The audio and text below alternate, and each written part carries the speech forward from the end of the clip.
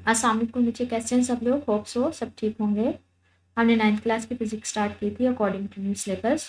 आज हम टॉपिक करेंगे that would be precision and accuracy. कहते हैं जो भी हम मेजरमेंट्स लेते हैं ना, ज़रूरी है कि वो मेजरमेंट्स एक्यूरेट भी हों, प्रिसाइज भी हों।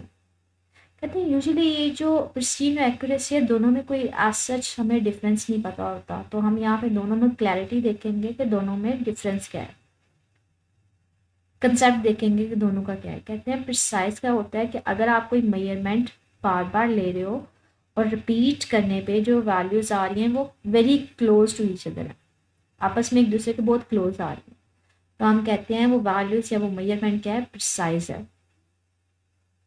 एक्यूरेसी क्या है कि आप जो मेजरमेंट ले रहे हो वो मेजरमेंट आपके पास स्टैंडर्ड वैल्यू या ट्रू वैल्यू के क्लोज आ रही है, उसके पास है, मतलब तो हम उसको कहते हैं वो एक्यूरेट वैल्यू है।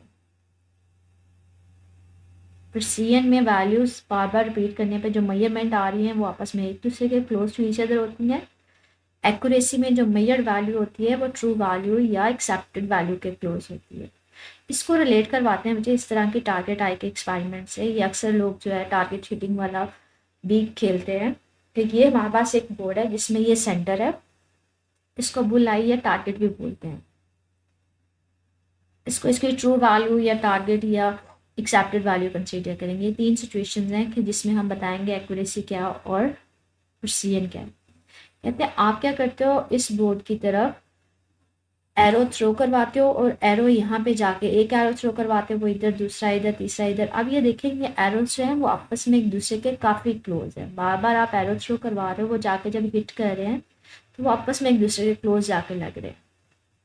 आई के पास नहीं है, टारगेट से दूर है, मतलब ट्रू वैल्यू से दूर है, लेकिन आपस में तो क्लोज है ना, तो हम कहते हैं ये हमारे पास प्रिसाइज है। दूसरी सिचुएशन में कहते हैं आप क्या करो, एरोस को थ्रो करवाओ। अब एरोस क्या है, एक इधर जाके लगता है, एक इधर, एक इधर।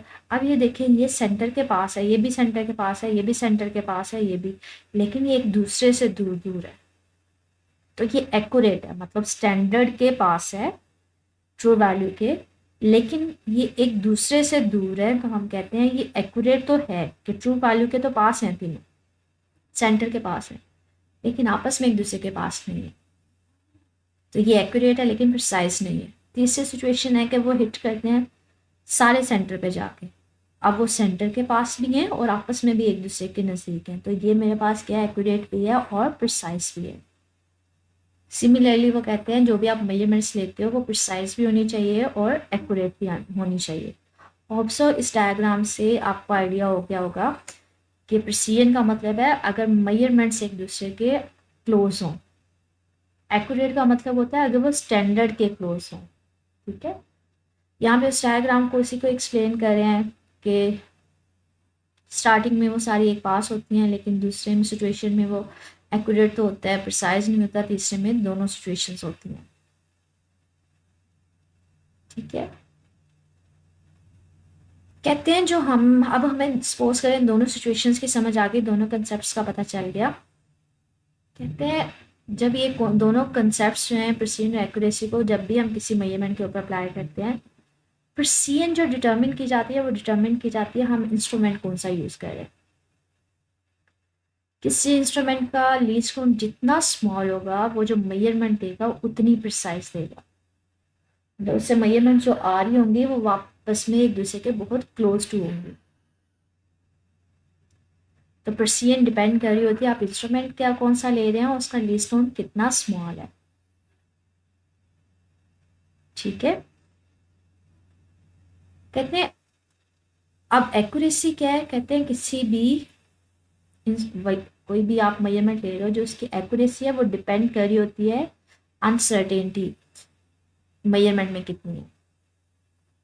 ठीक है, जितनी अनसर्टेनिटी कम होगी उतना वो वैल्यू उतनी ज़्यादा एक्यूरेट होगी। मतलब कहते हैं हमारे पास क्या है, एक्यूरेसी वो एक रिलेटिव मेजरमेंट है, उसमें को हम रिलेट करवा रहे होते हैं स्टैंडर्ड वैल्यू के साथ, उसके साथ उसका कंपैरिजन कर रहे होते हैं। और अगर कोई ऑब्जेक्ट है जिसका साइज, मतलब फिजिकल क्वांटिटी का साइज जितना स्मॉल होगा, हमें जो उसके लिए इंस्ट्रूमेंट इस्तेमाल करना पड़ेगा वो उतना ही प्रिसाइज होना चाहिए, मतलब उतना ही वेल डिफाइंड, वेल कैलिब्रेटेड और विदाउट ज़ीरो एरर होना चाहिए। कहते हैं आप एक्यूरेसी को ना डिटर्मिन कर सकते हो या आप उसको इंडिकेट करवा सकते हो सिग्निफिकेंट फिगर से। किसी वैल्यू में, मेजरमेंट में जितने ज़्यादा सिग्निफिकेंट फिगर्स होंगे उतनी ही उसकी एक्यूरेसी ज़्यादा होगी। ठीक है, ये जस्ट एक टेबल है जो बता रहा है कि हमारे पास किस टाइप की वॉचेस हैं और वो कितने स्मॉलेस्ट वैल्यू ऑफ सेकंड्स को मेजर कर सकते हैं। जैसे एटॉमिक क्लॉक है, वो कहते हैं कि हमारे पास एक सेकंड के 1/10 पार्ट तक वैल्यू, जो 10 पावर -10 पार्ट तक स्मॉलेस्ट वैल्यू को मेजर कर सकते हैं। तो ये डिफरेंट टेबल है, जस्ट पढ़ लीजिएगा।